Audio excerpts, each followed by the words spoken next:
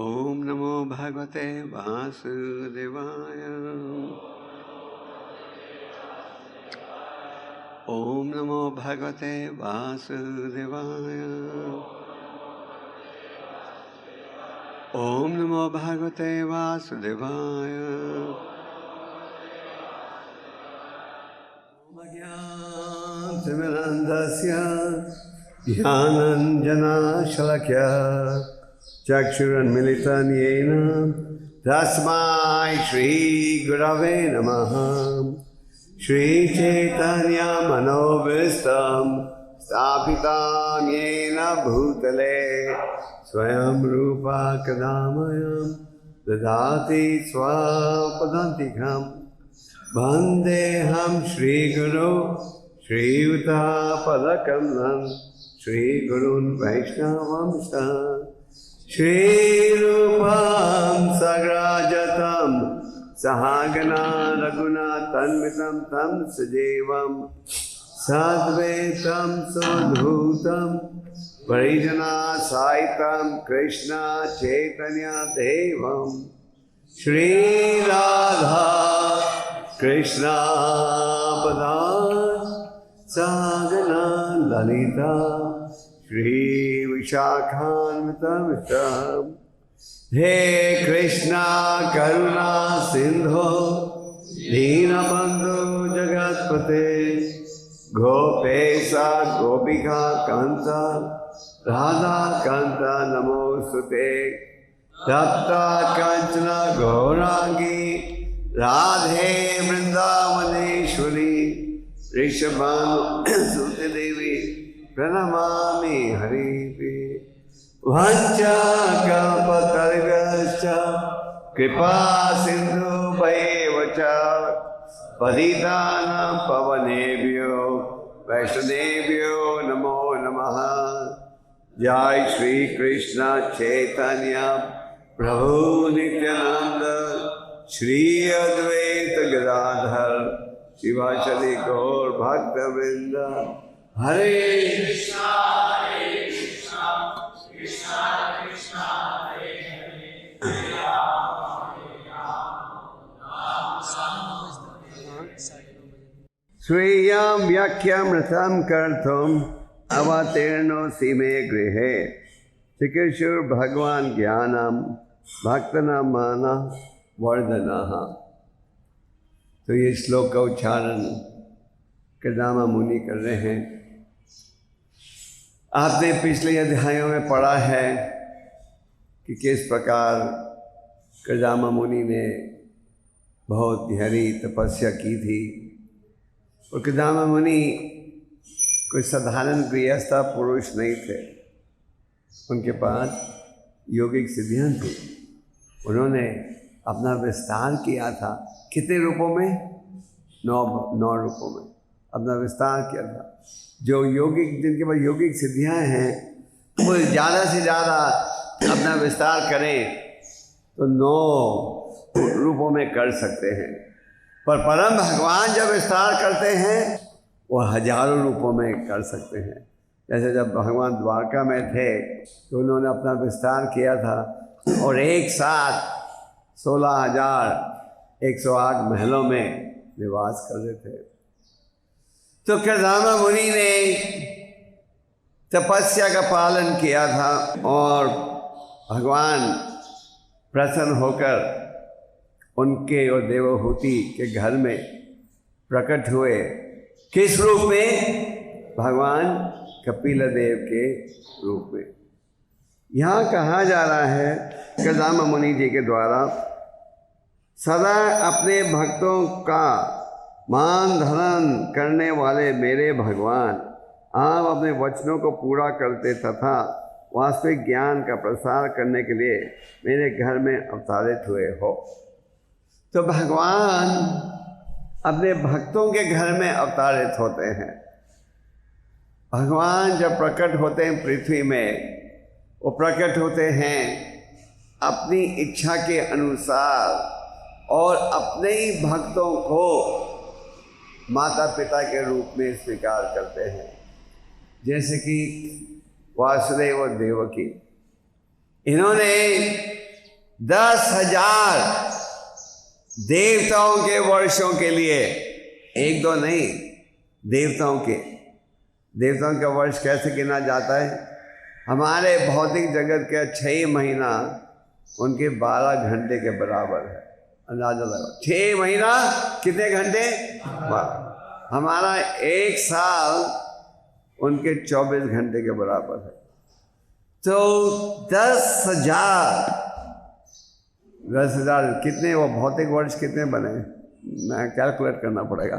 10,000 देवताओं के वर्षों के लिए वासुदेव देवकी जो थे, उन्होंने इतनी गहरी तपस्या की कि आप इसकी कल्पना भी नहीं कर सकते।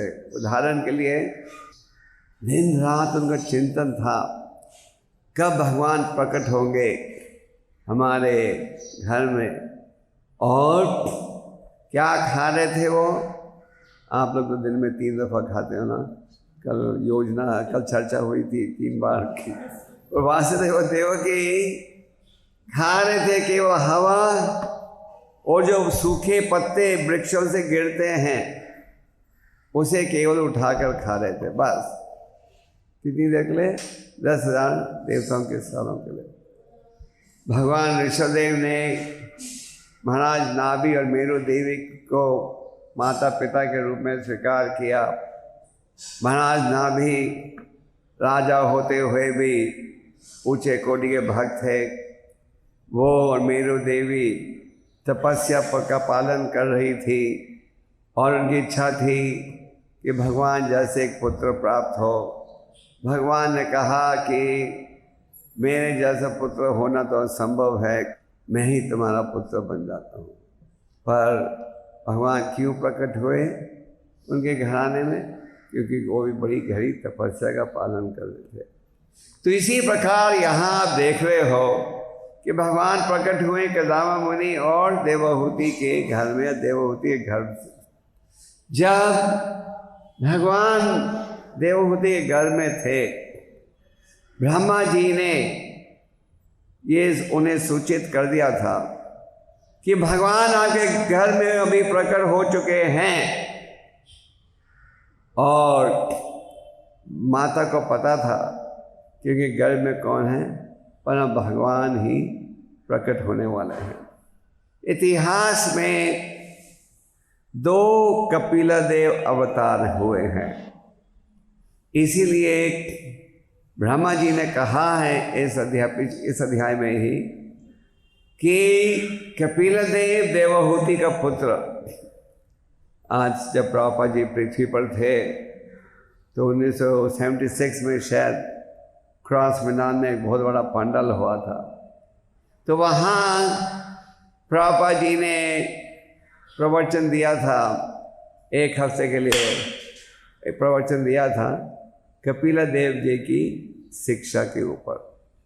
और वही लेक्चर जो प्रभुपाद जी ने दिए थे बॉम्बे क्रॉस मैदान में, वो प्रकाशित हुए हैं एक ग्रंथ के नाम टीचिंग द लॉर्ड कपिला। और साथ में आगे ये लिखा हुआ है सन ऑफ देवहूति। कपिलदेव जो कि देवहूति के पुत्र हैं, क्योंकि इतिहास में 2 कपिलदेव हुए हैं, एक थे ढोंगी, एक थे असली। तो असली कपिलदेव हैं कौन? देवहूति के पुत्र। तो भगवान और भक्तों में ये कंपटीशन रहता है।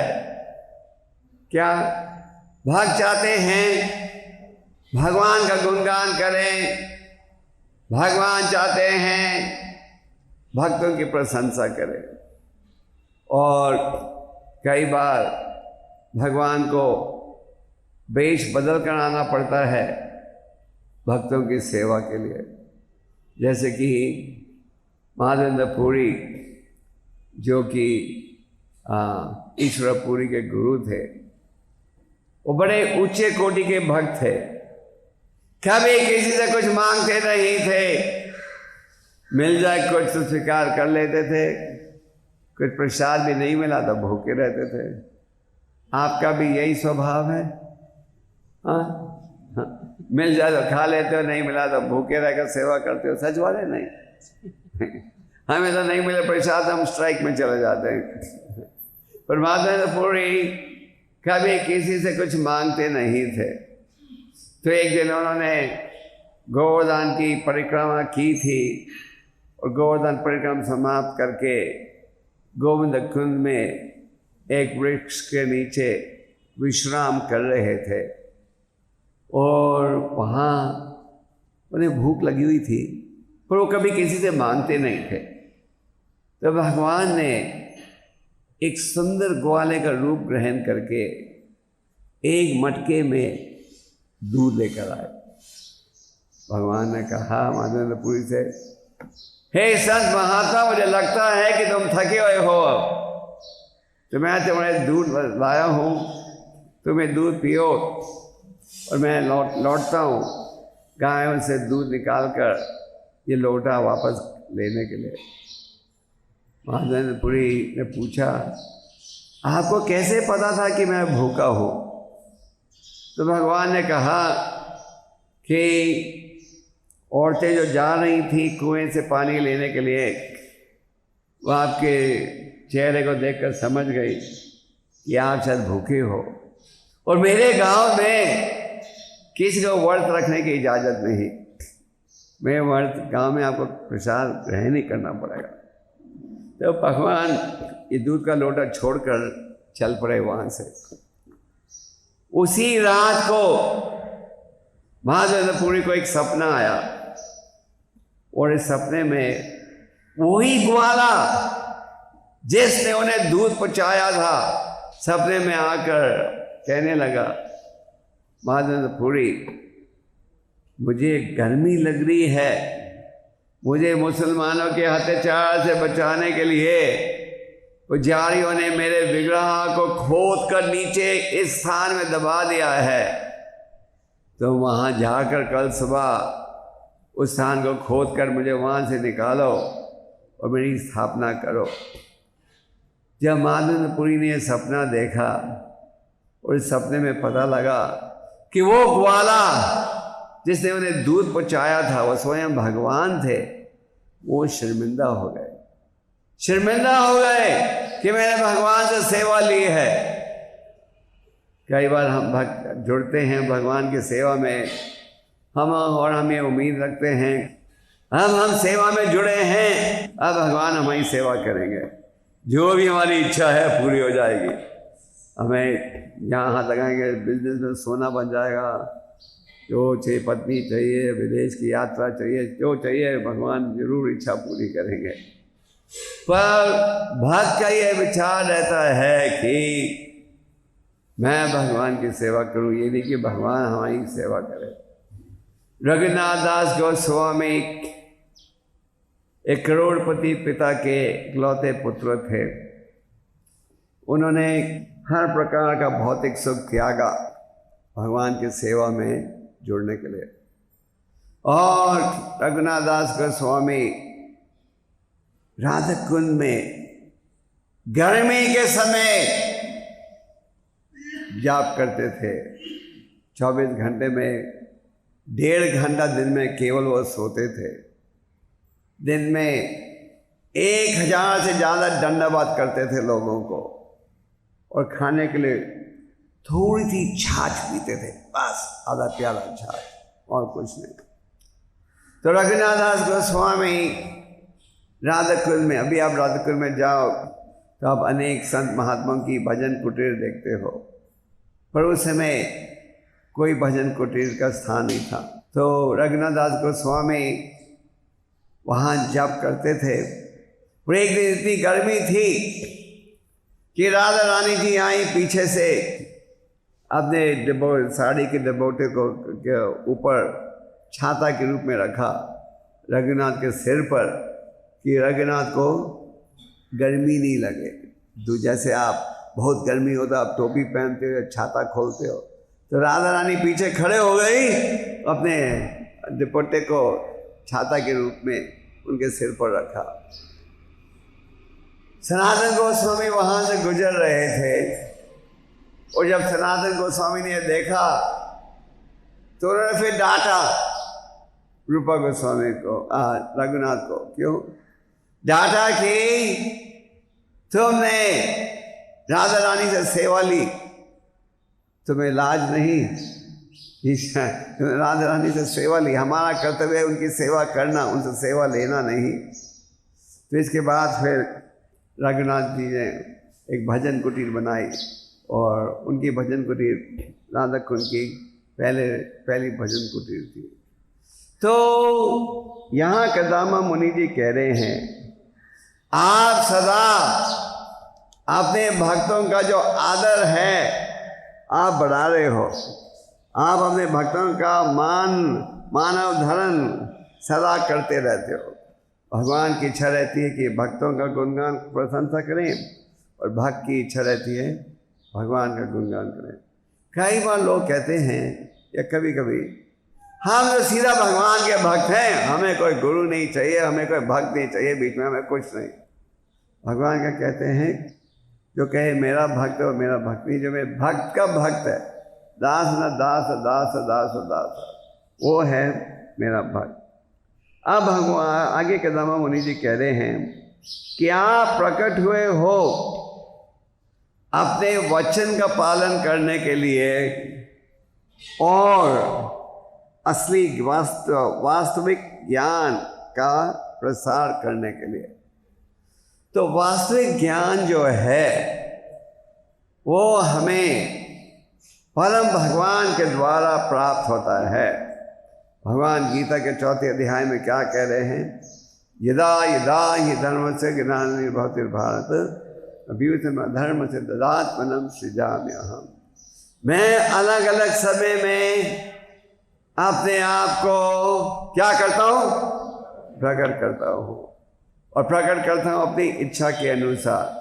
आप और हम जन्म लेते हैं कर्मों पर निर्भर, भगवान प्रकट होते हैं अपनी इच्छा के अनुसार।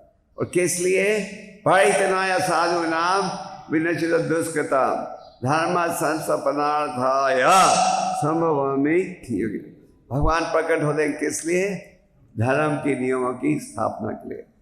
तो यहाँ आप पढ़ रहे हो कि किस प्रकार भगवान कपिलदेव प्रकट हुए हैं देवहूति के पुत्र के रूप में। तो यहाँ कदामा मुनि जी कह रहे हैं कि आप प्रकट होते हो किस लिए, वास्तविक ज्ञान का प्रसार करने के लिए।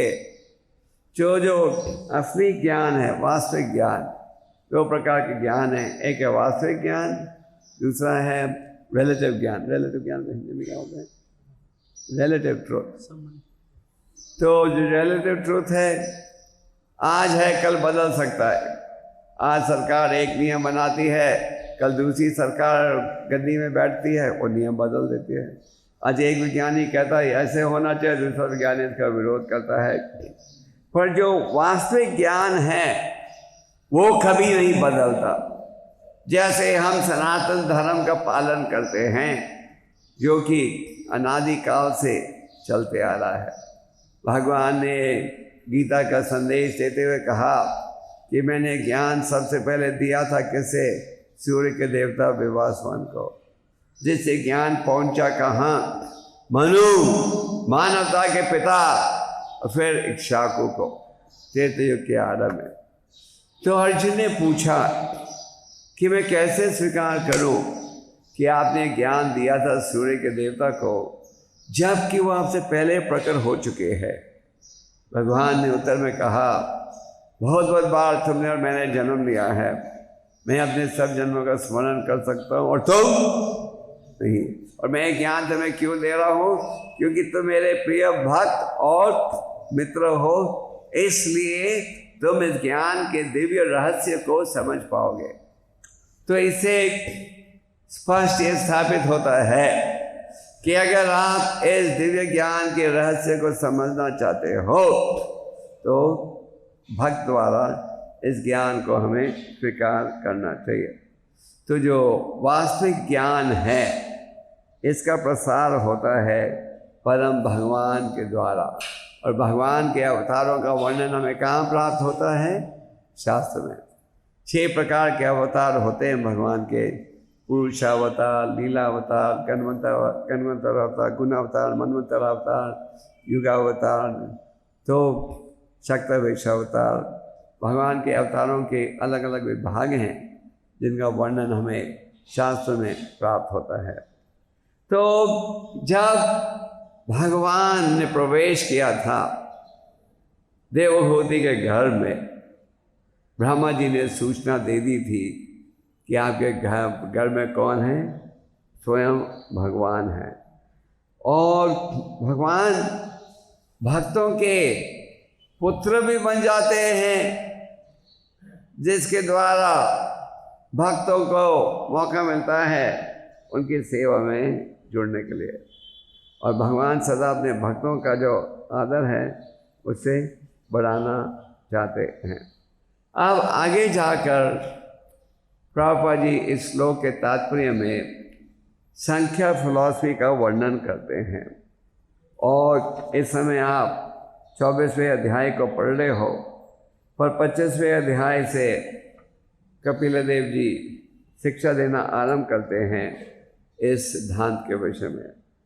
कहा गया है भगवान जो प्रकट होते हैं अपने ही दिव्य शक्ति द्वारा प्रकट होते हैं, और सदा उनका लक्ष्य रहता है कि बज्जी प्रजा को जोड़ा जाए उनकी सेवा में। तो परम भगवान के द्वारा जो ज्ञान प्राप्त होता है वो है वास्तविक ज्ञान, जिसमें कोई दोष नहीं, कोई अपूर्णता नहीं। साधारण ज्ञान में कितने प्रकार के दोष हैं? 4। क्या है 4? इंद्रिया पूर्ण है, छलने की इच्छा, और गलती करते हैं, और क्या? भ्रम में आ जाते हैं। भ्रम में आकर जैसे कई बार अंधेरे में आप सांप को रस्सी मान लेते हो, रस्सी को सांप मान लेते हो अंधेरे में। तो ये 4 प्रकार के दोष हैं भौतिक ज्ञान में। पर परम भगवान में किसी प्रकार का दोष नहीं।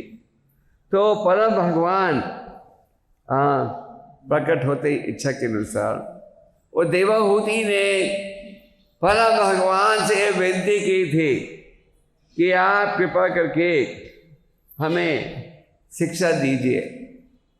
देवहूति ने कहा मैं तो एक अज्ञान औरत हूँ, और क्योंकि उन्हें तो पता था उनके पुत्र स्वयं भगवान है, तो उन्होंने कहा, ब्रह्मा जी के शब्दों का स्मरण करते हुए उन्होंने कहा कि मैं एक अज्ञान औरत हूँ और मेरी जो इंद्रियां हैं वो सदा विचलित होते रहती हैं, और इस कारण मैं अज्ञानता की स्थिति में गिर गई हूँ। और आप जो हो केवल एक साधन हो जिसके द्वारा मैं इस अज्ञानता से छूट सकती हूँ। आप क्या हो? आप हो मेरे आध्यात्मिक नेत्र। जैसे कि आप आँखों द्वारा देखते हो, और जिनके आँखें कमज़ोर हों वो चश्मा या कॉन्टैक्ट लेंस का उपयोग करते हैं। तो उसी प्रकार यहाँ देवहूति कह रही है अपने पुत्र से कि आप हो मेरे आध्यात्मिक नेत्र। हमें आध्यात्मिक नेत्र के माध्यम से भगवान के संदेश को समझने का प्रयास करना चाहिए। और उन्होंने कहा कि आप हो मेरे आध्यात्मिक नेत्र, और आपकी असीम कृपा से मुझे ये अवसर प्राप्त हुआ है क्या आपसे दिव्य प्रश्न पूछने के लिए। जब कपिल देव ने माता का ये प्रश्न सुना, जिसमें माता ने कहा कि तुम मेरे आध्यात्मिक नेत्र हो, मेरी इंद्रियों के कारण मैं विचलित हो रही हूँ, अब तुम मुझे मार्गदर्शन दो। तो कपिल देव जी ये सुनकर बड़े प्रसन्न हुए। जैसे कि आप भागवत के प्रथम स्कंद में पढ़ते हो कि जब परीक्षित महाराज ने पूछा सुखदेव गोस्वामी से कि ये बताइए कि किस प्रकार जिस व्यक्ति का अंत आने वाला है उसे क्या करना चाहिए, तो कपिल देव भगवान बड़े शुक्रदेव गोस्वामी बड़े प्रसन्न हुए। उन्होंने कहा इस प्रश्न के उत्तर से पूरे समाज का सुधार होगा। तो देवहूति ने कहा कि अहंकार के कारण मैं अपनी इंद्रियों के प्रभाव में आ गई हूँ। अभी हमें ये नहीं सोचना चाहिए, अगर देवहूति ऐसे कह रही है तो मतलब कि अगर भगवान की माया में इंद्रियों के प्रभाव में आ सकते हैं, हमारी क्या स्थिति। ये उनकी निम्रता है। तो उन्होंने कहा कि अब मैं आपके शरणागत हो रही हूँ और आप हो वो चाबुक एक्स जिससे पेड़ कट सकता है। अब आप कृपा करके मेरी अज्ञानता की जो स्थिति है इसको दूर करो। और फिर उनके उत्तर में पुत्र ने फिर सांख्य फिलॉसफी का वर्णन किया, जो कि संक्षेप में एक भक्ति योग है। प्रभुपाद जी बड़े स्पष्ट रूप से आज के तात्पर्य में ये समझा रहे हैं कि सांख्य सिद्धांत और भक्ति योग में कोई अंतर नहीं। जो व्यक्ति ये कहे कि सांख्य सिद्धांत और भक्ति योग में अंतर है, वो असली सांख्य सिद्धांत नहीं दे रहा। क्योंकि सांख्य सिद्धांत के द्वारा हम मैटर और स्पिरिट को समझते हैं, पर उसका निर्णय क्या है कि भक्ति योग में भगवान के शरणागत होना। तो और ये सिद्धांत क्या है कि भौतिक आकर्षण से वैराग्य उत्पन्न करना।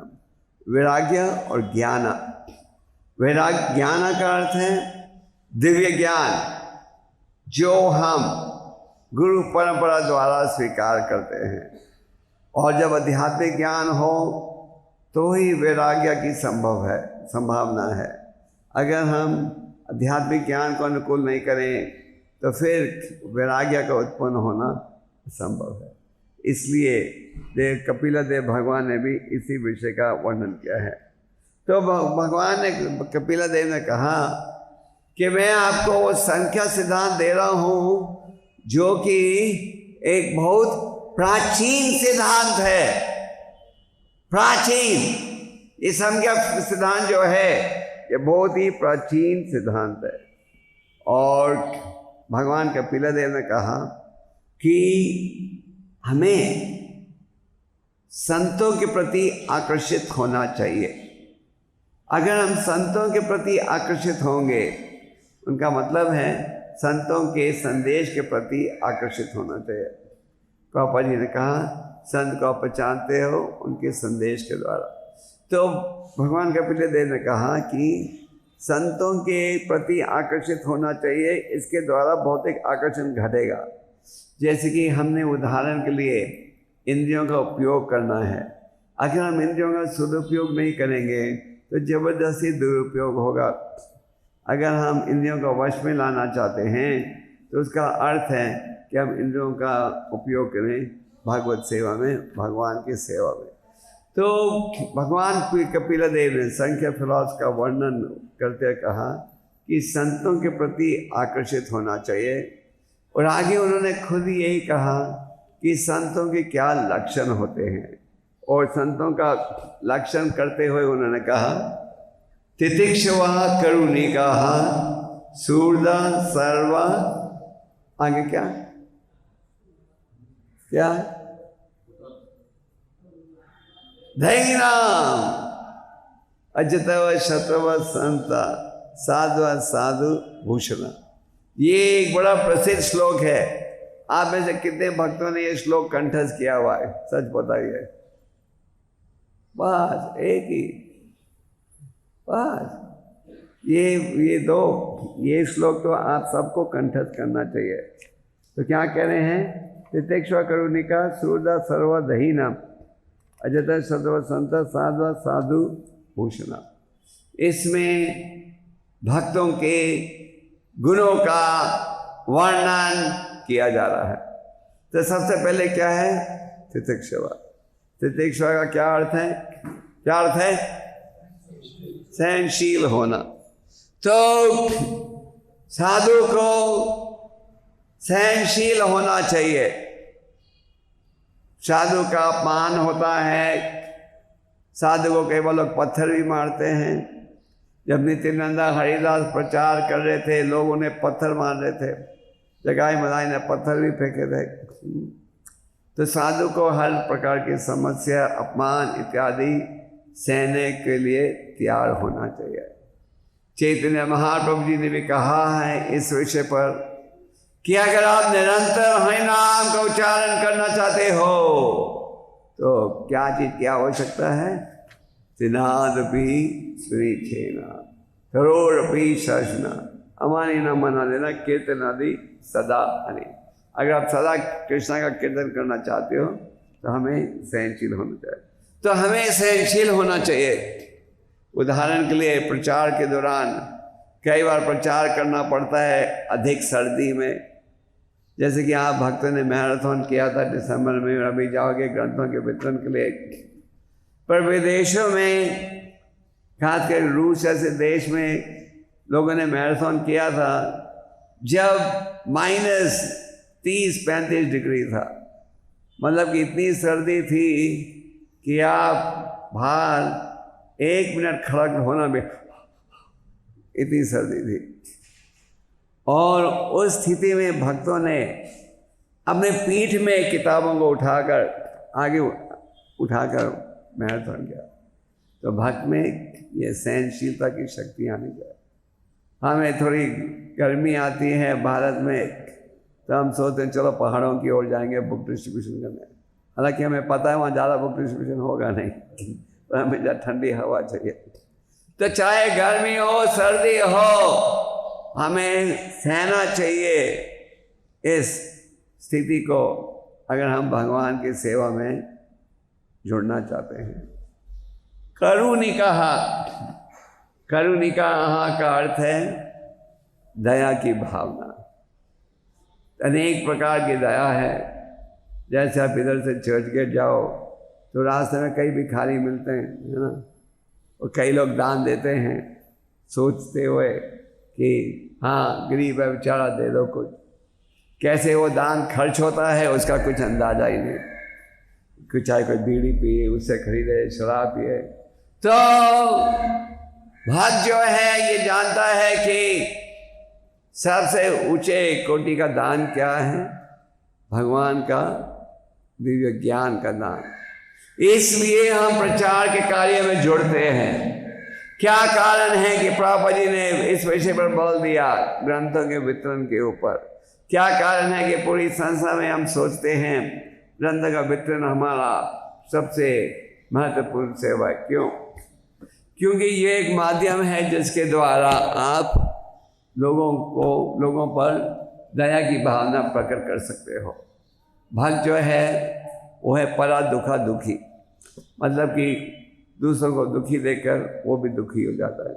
जब नए नमस्वर्ण के संतों ने देखा कि कलियुग के क्या लक्षण हैं, तो उन्होंने जब देखा कि कलियुग में किस प्रकार व्यक्ति विचलित होकर जुड़े रहेंगे माया रूपी कार्यों में, तो बड़े घबरा गए। उन्होंने पूछा कैसे लोगों का उद्धार होगा, और फिर उपाय दिया गया। चैतन्य महाप्रभु गए हरिदास ठाकुर को मिलने। हरिदास ठाकुर क्योंकि उनका जन्म हुआ था मुसलमान खानदान में, वो उनकी भजन कुटीर थी जहाँ से वो जगन्नाथपुरी मंदिर के चक्र का दर्शन प्राप्त कर सके, पर वो अंदर नहीं जाते थे। महाप्रभु जी रोज जाते थे उन्हें मिलने के लिए। तो महाप्रभु जी ने एक दिन पूछा, हरिदास इन यावनों म्लेच्छों की स्थिति देखकर मेरा हृदय घबरा रहा है, ये बताइए कि कैसे इनका उद्धार होगा। तो हरिदास ने कहा, प्रभु चिंता न करिए, आप चिंता मत करो। हा राम बालिक हे नाम अभासे। किसी रूप से भगवान के नामों का उच्चारण अपराधों बिना करेंगे तो उसके द्वारा वो क्या बचेंगे माया के प्रभाव से। तो भक्तों में करुणिका होनी चाहिए, दया की भावना। इसलिए हमें प्रचार में जुड़ते रहना चाहिए। प्रचार के लिए उत्साह होना चाहिए, प्रचार के लिए इच्छा होनी चाहिए, प्रचार के कार्य में जुड़ने के लिए हमें प्रयास करना चाहिए। और ये निर्भर है किस पर? पवित्रता पर, और पवित्रता निर्भर है अच्छी साधना के ऊपर। अगर हम अच्छी साधना रखेंगे, चाहे आप गृहस्थ हो या ब्रह्मचारी, फिर आपकी पवित्रता या शुद्धता प्राप्त होगी। शुद्धता के प्राप्त होने से प्रचार के प्रति जो श्रद्धा है वो बढ़ेगी। तो भक्तों को खरु ने कहा सूर्दा सर्वधैर्य।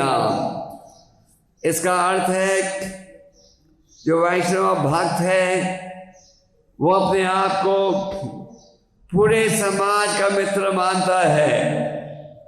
ये नहीं कि ये मित्र है ये शत्रु है। भक्त जो है सबको अपना मित्र मानता है। जो उसकी आलोचना करे, निंदा करे या कोई सुझाव दे, उसे भी अपना बंधु मानता है। ये नहीं कि अगर आप कोई सुझाव दे रहे हो, आलोचना कर रहे हो तो आप उसको शत्रु मानो। नहीं, सूर्दा सर्वधैर्य। भौतिक संसार में आप देखते हो अलग अलग दल है, सब लड़ रहे हैं। दो भाई भी एक साथ नहीं रह सकते ना।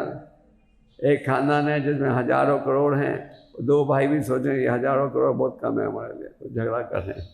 तो मतलब ये है कि भौतिक संसार में अलग अलग दल बनते रहते हैं, पर भगवान की सेवा में हमारा एक ही दल है, इसलिए हम सबके मित्र हैं।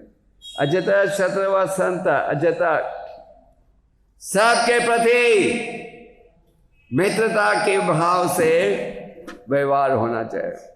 ये नहीं कि ये हमारा बंधु है, ये हमारा शत्रु है, ये हमारा दल का है, ये हमारे दल का नहीं।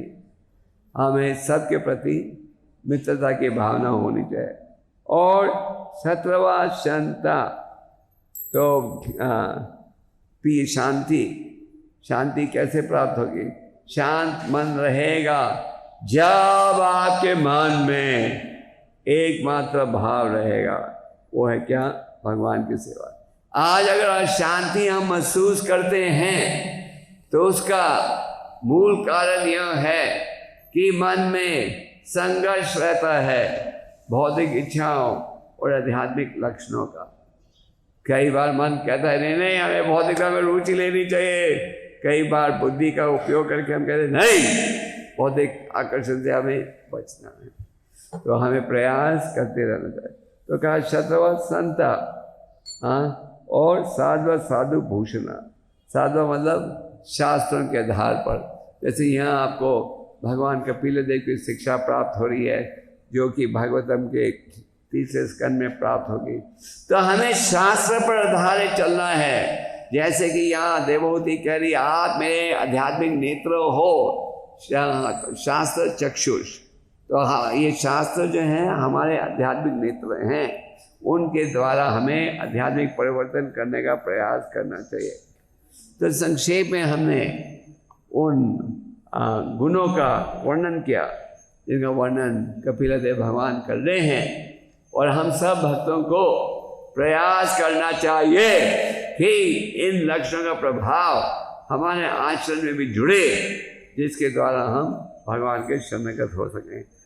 और तात्पर्य के आखिर में प्रभु जी कह रहे हैं असली स्वाभाविक ज्ञान क्या है? कि परम भगवान के शरणगत होना और उनकी सेवा में जुड़ना।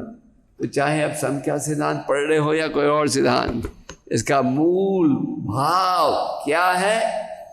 सर्वधर्मा परित्यज्य मामेकं शरणं अहं त्वं सर्व पापेभ्यो मोक्षयिष्यामि। भगवान कह रहे हैं सब धर्मों को छोड़कर कहाँ आओ? मेरी शरण में। और इसके बदले में आपको क्या मिलेगा? क्या भगवान क्या कहते हैं? क्या मिलेगा? हम क्यों भगवान की शरण में? हमें क्या मिलेगा? भगवान कहते हैं मेरे चरण में आओ और तुम सब प्रकार के पाप के परिणाम से मुक्त हो जाओगे।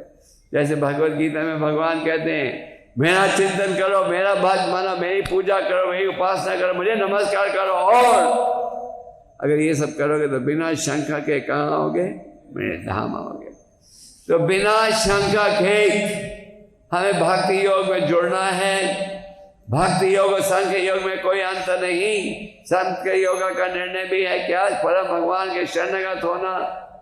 और भजन क्रिया के माध्यम से भक्ति योग में श्रद्धा हमारी बढ़ती है और भगवान के हम शरणागत हो पाते।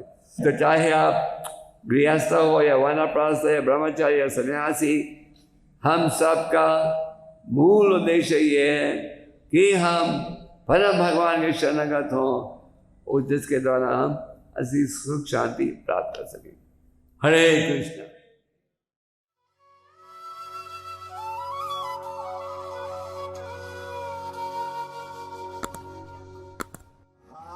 Krishna, Hare Krishna,